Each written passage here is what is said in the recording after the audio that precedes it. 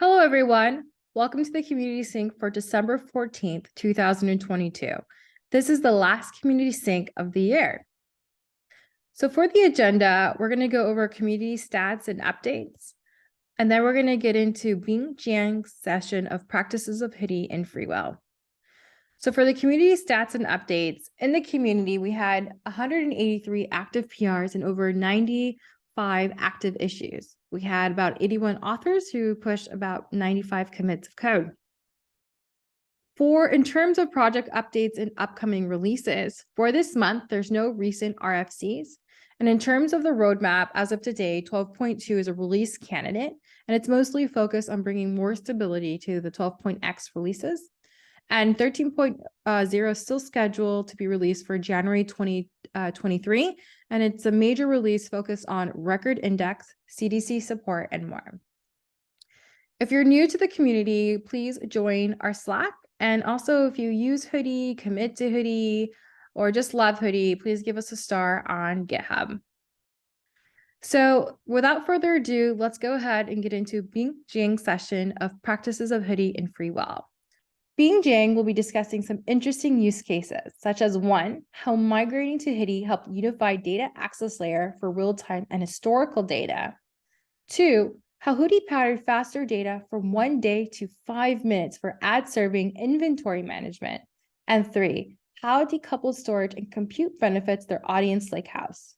Towards the end, Bing will also be discussing their experience and tips based on their journey of using Hudi at Freewheel. Hi everyone, this is Bing from the Freewheel. I'm the architect of the Freewheel data team. In the past 2 years, we have adopted Apache Hudi as the solution of the Lakehouse in Freewheel use case. It is my great honor to share Hudi's experience with the community. By the way, you probably not know Freewheel. Freewheel is the one company under Comcast. It provides the rich capabilities for ad delivery and the management on various video platforms. In Freewheel data platform, the most important data source is ad servers, the event level log, and RTB tables. After injection, Presto ClickHost joins serve the different requirements of data products. Most of the Presto tables have 2, 3, or 4 hours data delay. Of course, this is the end-to-end delay. However, ClickHouse and Druid usually gets the data refreshed in 5 minutes by the real-time injection. Currently, the overall data storage reaches 15 petabytes, and every day over 20 million queries submitted into the query engine from the data products. The first use case which Hudi adopts in Freewheel data platform is to unify the data access layer for the historical and the real-time data warehouse. Previously, we follow Lambda architecture. In the batch mode, data will be processed and persist in S3, and Presto is the responsible for querying the data for analytics and further ETL task. Meanwhile, in the real-time model, the results that have been emitted into the ClickHouse for near real-time analytics. For this architecture, there are 2 gaps. Firstly, it needs to maintain the same table in 2 areas. Literally, one logic usually needs to be developed twice. Secondly, the scalability of the ClickHouse becomes the bottleneck with the increased table size and the business complexity. After research, we choose the Hudi as the data format for real-time data ingestion. It simplifies the architecture of the data platform and provides more capabilities to Hudi's native advantages, such as the dedupe via key and compaction, etc. The second use case is to use the Hudi to improve the data readiness on ad inventory planning. As per the system design, the status of the inventory comes from a complex forecasting module. The orders change can only be refreshed another day, so it will cause inconsistency in item delivery and forecasting. When we introduced Hudi as the data format for inventory date, the change of the order could be translated into the Hudi observed operation and executed in few minutes, which greatly improves the freshness of the inventory data. The third use case is to use the Hudi on Audience Lakehouse. Previously, clients' audience data have been ingested into our system for audience targeting in ad selection. We choose the KV store, that is the airspike, for high concurrency and low latency requirements. At a limited scale, audience data reports and analytics can be performed directly on KV store. However, it is not well suited for the requirements of the data lake and machine learning development. Hence, we refactor the ingestion pipeline to keep a snapshot of the KV store by Hudi data format. Leveraged by the Hudi CDC, a large chunk of the audience updates will be loaded into airspike in an incremental manner. Obviously, Hudi table can provide the better capabilities on backend analytics. Meanwhile, online serving module becomes the more stable after offloading analytical workloads. During the adoption of the Hudi, there are some practices of using Hudi in production. The first one comes from the audience ingestion. In our design, every audience segment will be taken as the one partition in Hudi table. For ingestion, every job is responsible for processing one segment's incoming data. For diverse partitions, it allows multiple Spark jobs to observe into the Hudi tables simultaneously because input data has to be processed for one partition for every job. In our production, Hudi table size is over 600 terabytes. There are over 63,000 partitions. What's more, the size of input data fluctuates from the 1 million to 100 billion records. Hence, as the right diagram, we designed the one schedule to allocate the resource according to the inputs.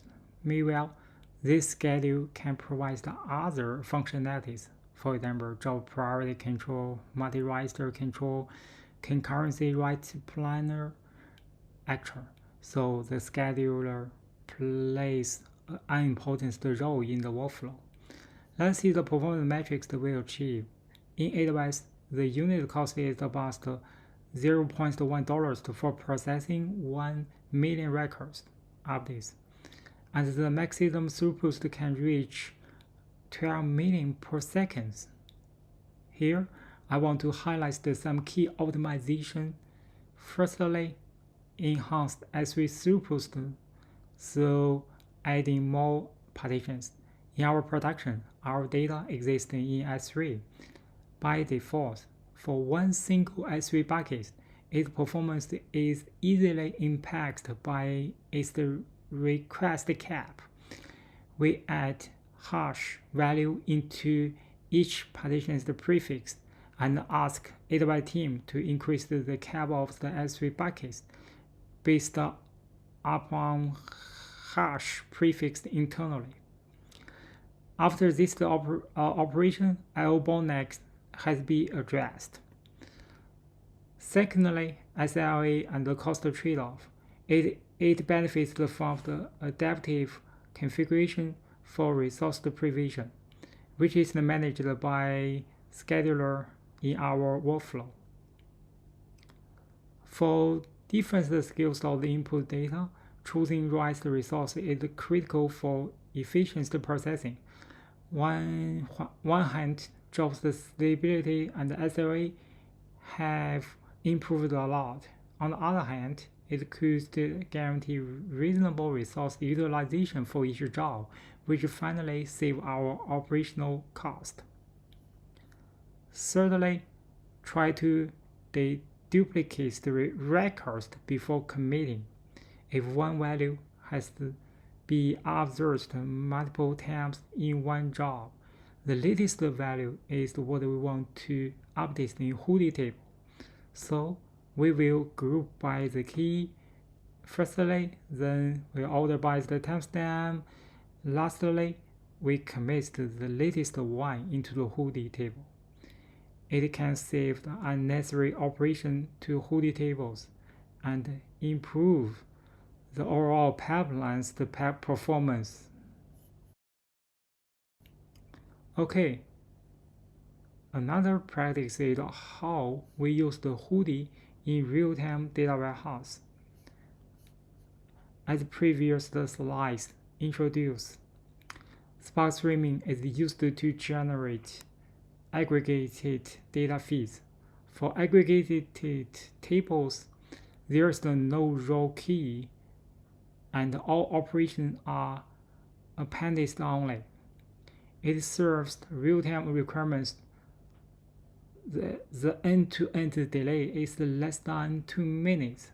Meanwhile, late data exists, which bring more small files into Hudi table.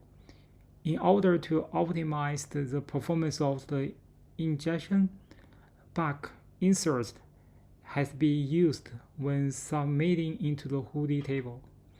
For mitigating the issues of the small files, we introduced the Hudi clustering for compaction.